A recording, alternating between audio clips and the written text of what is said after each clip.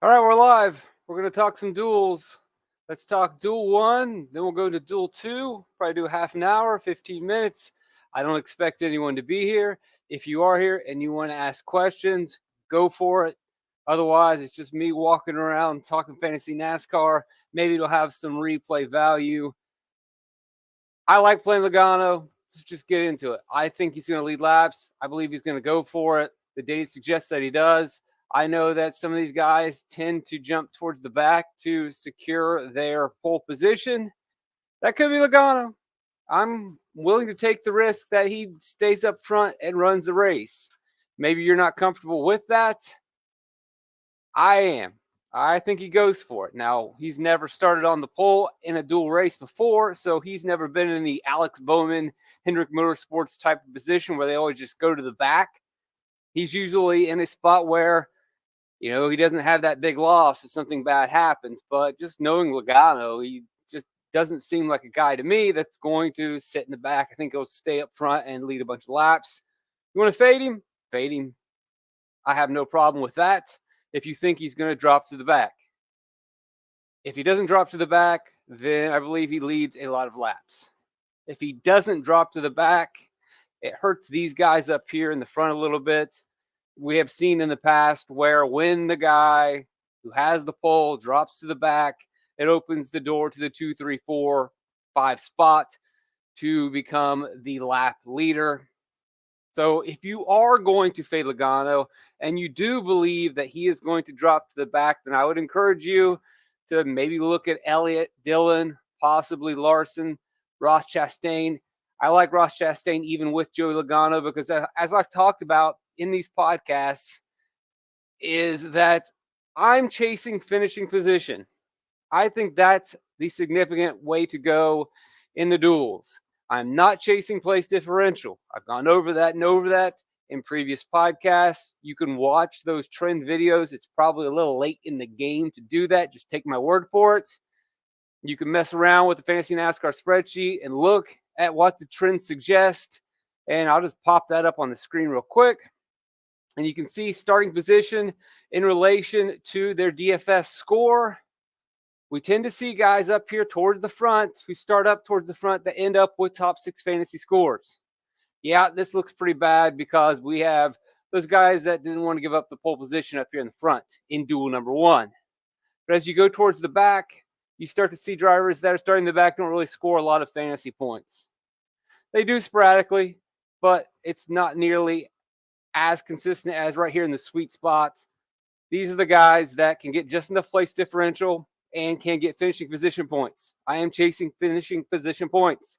I don't mind starting guys up front. As we have seen, look, 10 times the driver starting 4th has been in the top 6 because that driver is going to finish in a high position.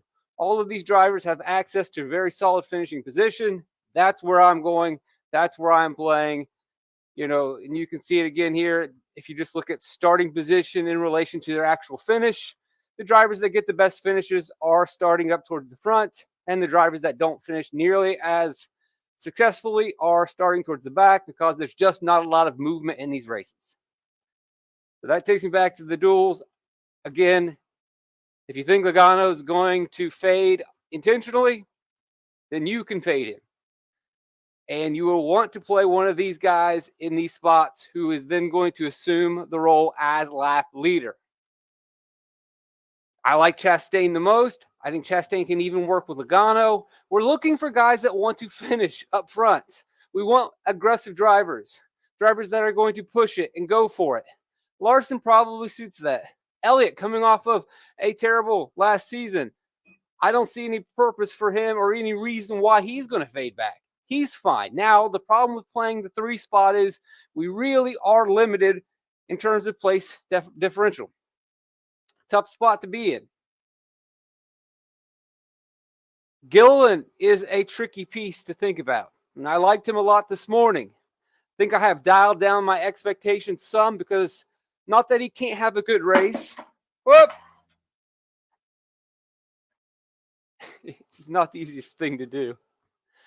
Not that he can't have a good race, but maybe someone just simply outscores him. I have confidence that he can finish inside the top 5. But I also have confidence that Priest can do it and wants to do it, that Buescher can do it and wants to do it, and Alex Bowman wants to do it and can do it. And simply they're starting a little further back and can score a couple more fantasy points through place differential.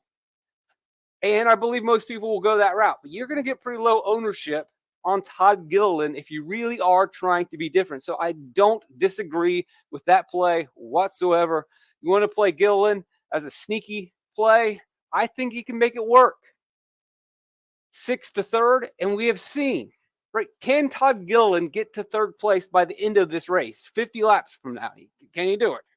Yes, he can. Why can't he? He's already in the front, just hold position, and on the last lap, finish 3rd.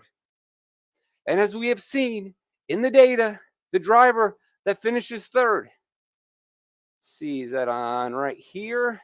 The driver that finishes 3rd in every single race since the inception of DraftKings has been a top 6 scorer. And obviously he fits in salary-wise. Now, what if he finishes 4th or 5th? Good day for Gilliland. Not going to be in the top 6. Priest, Buescher, Bowman, can they all get a top 3? Absolutely. Maybe, you can't really play them all. You could probably play 2 of them. All guys that you're definitely going to want to consider. They're all really cheap. DraftKings just jacked up the price on the guys starting in the back because of typical Daytona and Talladega situations. This is not a typical Daytona and Talladega situation. You don't have to stack in the back, and you actually don't want to stack in the back. I don't need to go over that any further. I'm not crazy on Suarez. Now, I don't want to talk DFS theory too much and leverage too much, but I don't expect anyone else to be high on Suarez. So if you want to go galaxy brain and go with Suarez, go for it. Again, probably lower ownership. I think Bowman, Buescher, and Priest. Bowman might come off as sneaky because people may not understand the context. Now I'm going to give people the benefit of the doubt and be generous and assume that they understand why he scored terrible DFS points and had these terrible finishes, because he was on the front row and only stood to lose, had nothing to gain from racing. And that's the theory for these guys in the back. Like, what do you really stand to gain from finishing? They really have to push it. Let's be honest. 50 laps, you want to get from the back to the front in this race, you got to push it. You got to be aggressive. You got to really want it. And why would you really want a top 5 in a dual race? It means absolutely nothing. That's the reward, a meaningless top 5, and you really pushed it. What's the risk? You tear up your car a couple days before the Daytona 500. It's silly.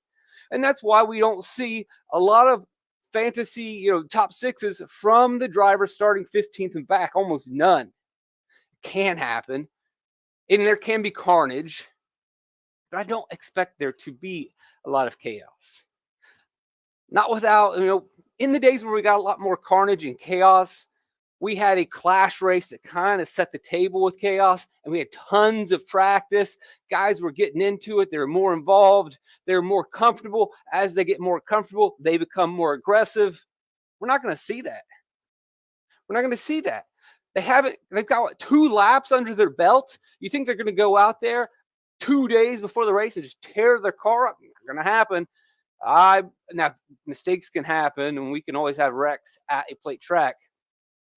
But I don't expect that to happen. So I like those guys. Alfredo's going to play it safe. I do not think he's going to dice it up and try to move forward. He's in the Daytona 500. Don't mess up this car. Eric Jones could possibly slide back just to help out Jimmy Johnson. Eric Jones has nothing to do in this race. Legacy needs Jimmy Johnson to get in. So we could see that happen. And then again, what does Jones have to gain in this race? He has been pretty solid in duels in the past, but he may be asked to be a team player here. Maybe he pushes it. Don't know. I like the idea of Hemrick pushing it. Colleague always has good plate cars. Colleague prides themselves on, we want to look good. We want to prove that we're the small team that can. This is Hemrick's first big race with his new team. I think he's going to race. I know people don't like Daniel Hemrick that much, but look, he's an okay race car driver. And an okay race car driver in a plate race or super speedway race, I have no problem with that. Truex, Borderline for me. We know he is not a very good racer. It's super speedways, but I think you could consider him at 7. He, though, is getting a little further here in the back. He does have a teammate to work with in Ty Gibbs. Maybe they make something work. Maybe they work together. Maybe they just go out there and play it safe the entire time. It really is a meaningless race. They don't really need the reps. I'm assuming that he is, though, in a really good, almost on the edge of the Goldilocks zone of where he can score a lot of fantasy points if he really pushes it, if he climbs into the front. But he's got to get past a lot of drivers. I mean, just think of this in theory. FanDuel. Yeah, I'm not going to do FanDuel. I apologize. But all the stuff that I talk about in terms of DraftKings, it's going to be the same as well. It's going to be pretty much the same story. But going back to the Truex thought of, well, he's just going to magically jump to the front. Remember, we've got to target top 6 finishes. We need these drivers, based on the data that we've seen through 16 races, to really get into the top 6. So for Truex to get in the top 6, he needs these drivers who already have the track position to just fade. And then he needs guys like Priest, Buescher, and Bowman to slide out of the way when I think they're going to race. It's not going to be easy for Truex to just slide in there, or Gibbs. We go down to Stenhouse. So as I talked about earlier, guys that push it, guys that are aggressive, most people don't care about this exhibition. Stenhouse cares about this exhibition. Stenhouse always pushes it at super speedways. I don't mind that. Corey LaJoie also always pushes it. Spire really trying to establish themselves, wants to get on the big screen, on the big stage, be known. They're expanding. They've got the green light. He's always been good on the super speedways. And I know I've talked, don't chase place differential. Well, he did pull this off last year, scoring the most fantasy points in his duel. Where did he start that duel? 20th. One of the very few guys. Not very many drivers in duel history, or at least at DraftKings, have gone from the back to the front. It just doesn't happen very often. He finished 5th. We've seen guys in the back move forward, but not move forward that much. He is one of the lone exceptions, and I'm willing to play him, even though I've said don't chase place differential. But this is one of those spots where I think it is possible, and I also think a lot of people are going to think it's possible. He will carry a lot of ownership. Reddick, don't see it happening. We are getting really far back there. Again, if you're building the winning lineup, you're going to have the drivers that are finishing 7th or better. Is Reddick going to leapfrog 12 cars? I don't know. What's a Michael Jordan car, and he likes to jump. Now, what are we talking about? Is he going to push it? 2311 is going to push it? I don't know. This is also 2311, right? Jordan loves, you know who's the 11 part? The 11 part's Denny Hamlin. Maybe one of the most conservative, passive, patient drivers when it comes to super speedways. Tyler Reddick drives for Denny Hamlin. Denny Hamlin could easily give the orders of, guys, we're going to take it easy in this race. We're not going to tear up any cars. We're not going to be aggressive in this. That's the decision. Maybe. Then again, they let Bubba Wallace go for it. Hocever, no. Too far back. J.G. Alley, too far back, doesn't have the car. So again, LaJoie, we're going to move on to Duel 2 and get moving on this show. Stenhouse, I like. It's risky, but I don't think it's that risky. Hemrick, I also really think could be a play. Slides in there in that 6th spot. I don't know what to make of the JGR guys. Probably not going there. Eric Jones probably not going there. Alfredo, I think, is going back. Suarez is your a pivot. Love these 3 guys here. I think Gillen is a really interesting play. Like going to Chastain. I don't want to completely just ignore Austin Dillon. The 4th spot has been the sweet spot. 10 times it's been a top 6 score in the 16 races. He's in a pretty good position. Now, a lot of times he benefits from this guy dropping back. And so a lot of this slate depends on where do you stand. You're going to have to make a decision, and it's going to decide how you construct your lineup. You fade Logano, you're going to need to take one of these guys that leads laps and wins the race. they're going to get 43, 40, 45 finishing position points just by winning the race, finishing second, finishing third. That locks them into the optimal lineup. If you do play Logano, you can still play these drivers.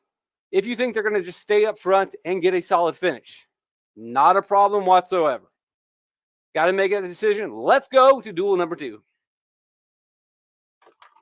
Got 8 people. I told myself, if I got 5 people, I would be surprised and happy. I got 8.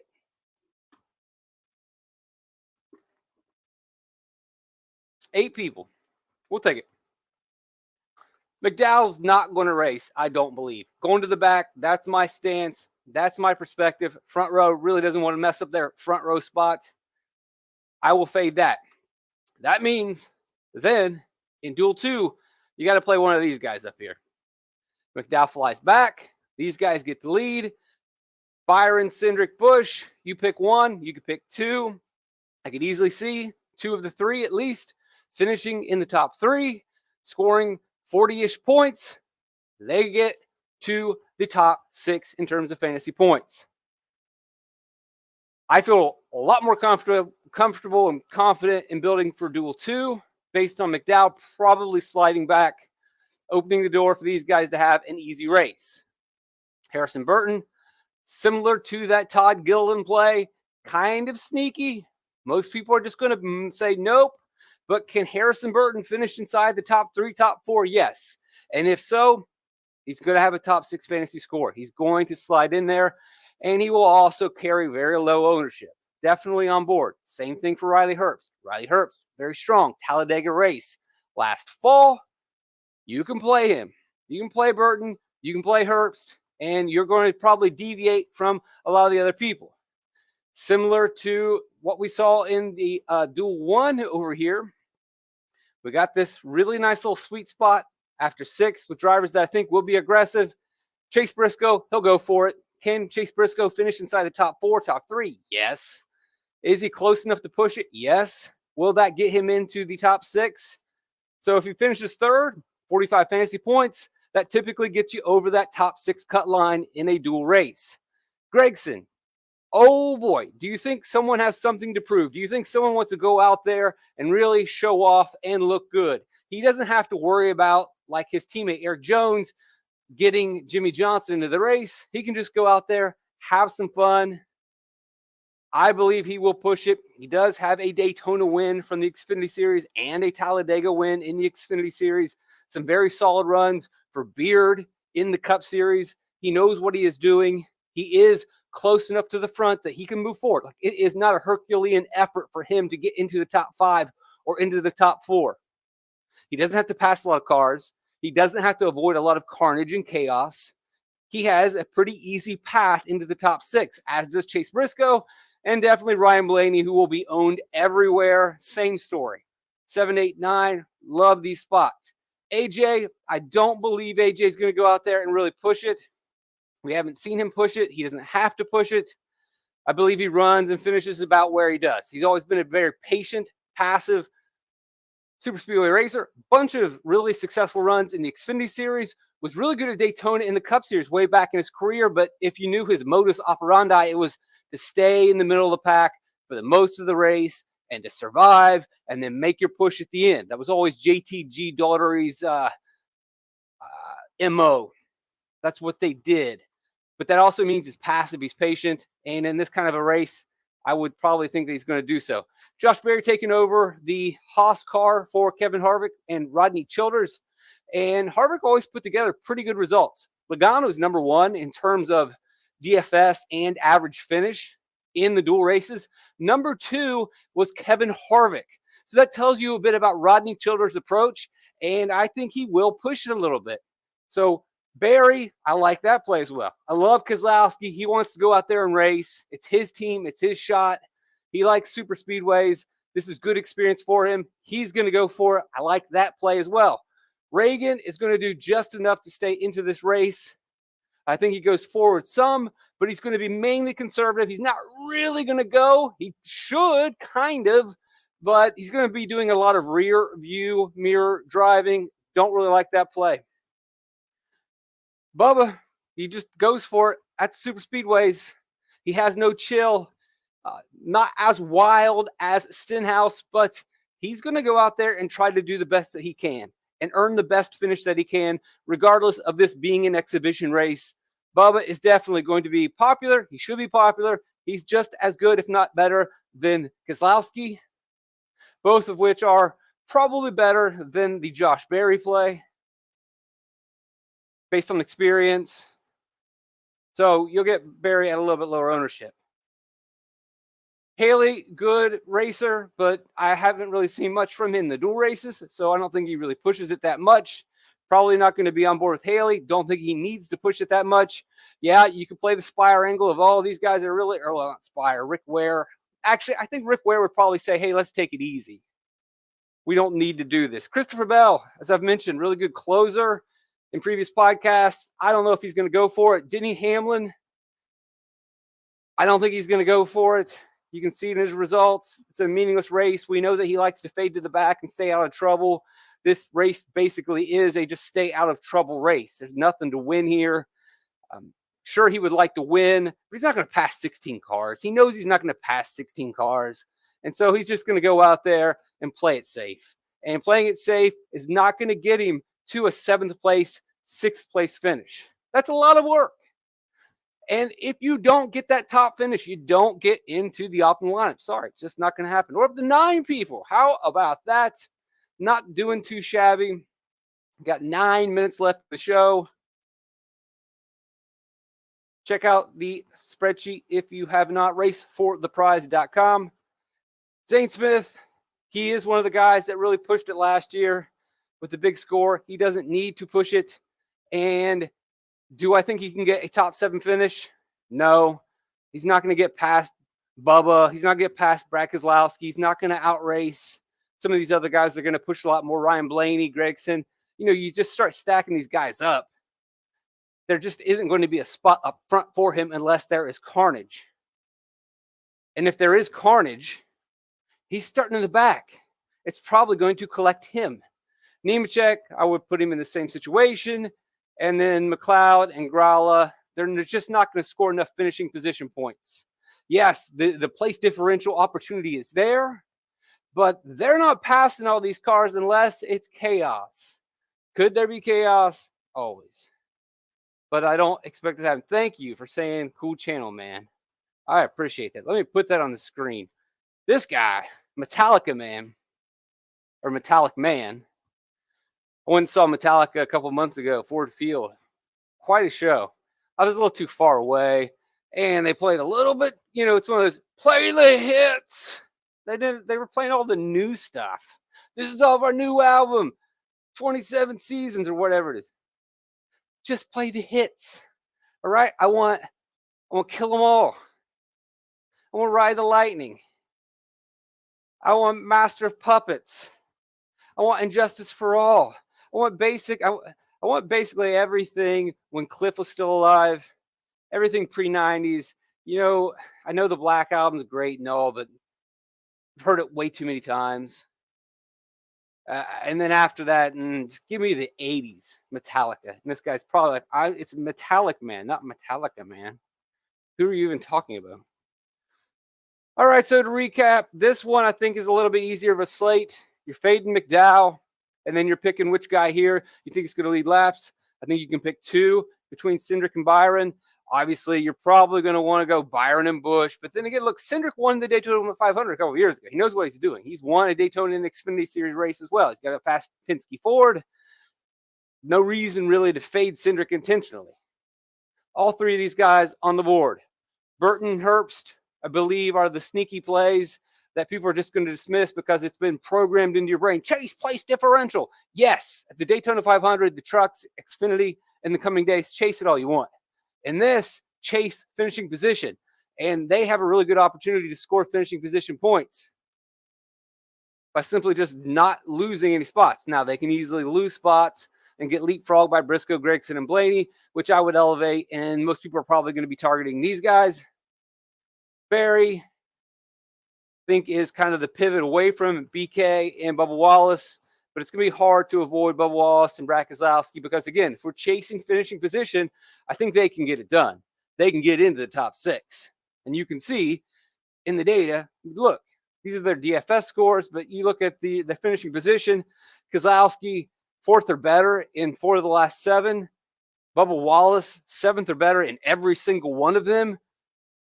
And if we don't think there's going to be if there's not going to be carnage, let's just say that, then Keselowski and Bubba Wallace should work their way forward. They've shown that's what they do, and that's what they're going to do. So I have no problem going heavy on Bubba, Keselowski, and I wonder what the optimizer said for this.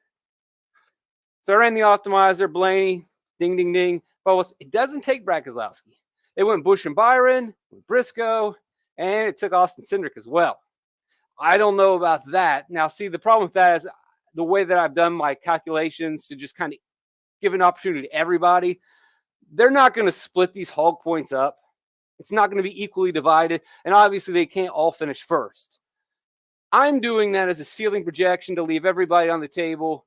You're going to want to maybe change that if you have access to the Fantasy NASCAR spreadsheet. Because once you say, all right, well, if he finishes first and he's second and he's third, then you run the optimizer, it'll be completely different. Right now, it's maximizing for everyone. So putting all 3 together, I believe, is a mistake. Could it work? Well, yeah, if they finish 1, 2, 3, then it probably will work because finishing in the top 3 works. Saw in Buffalo a few years back. All the old thrash is back. Yes. I mean, when I listen to Kill 'Em All, it reminds me of it's punk. It's what punk was. It's punk music. It's metal, I guess. Metal has changed over the years, but that is a very raw garage punk album. Their early stuff is just what it is. And I like Hatfield's voice when he was really just screaming and didn't know what he was doing, wasn't so self-aware. That's the way it is with a lot of bands. Once they become self-aware, it's doomsday. All right, a couple more minutes left. If anybody got questions, I think I've covered everybody you need to know. Oh, we're down to 5. That's right, because you got NBA DFS shows coming on. Hopefully this was helpful and beneficial. Try to keep these shows quick and not going on and get straight to the picks. And I've identified who I am circling around. And I think I've identified who other people will be circling around. So hopefully everything's good. I didn't think I was going to get through the slate in such a fast time. So rock and roll, man. Got my Stenhouse shirt on. I'm excited. Slightly biased, I suppose.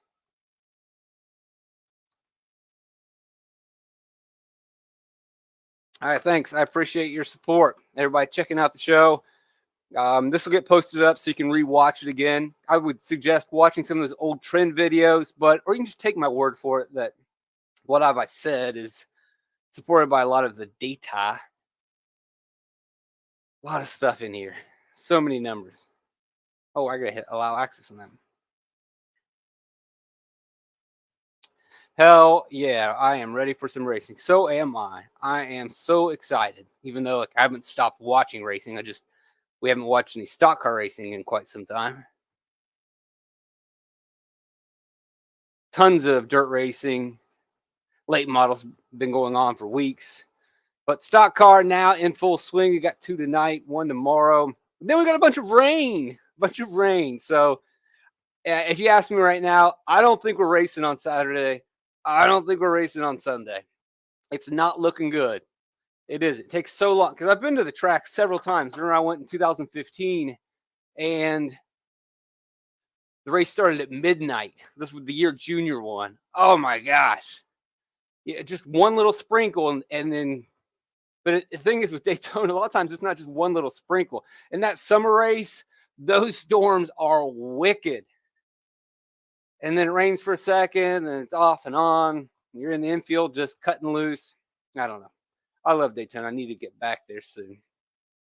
That's going to do it for this quick show. Won't be going to work if it's rained out. I got to work. I wasn't supposed to work. We were supposed to be off for President's Day, but then we had too much fog, too much snow, too many cold days, and we got to start making them up. And the first makeup is President's Day. I was so excited. Daytona 500, no work the next day for President's Day. Makeup day. Whatever. It's fine. Get a lot of time off. I can't complain. All right, that'll do it. Thanks for joining me, guys. Have a wonderful night. Rock and roll.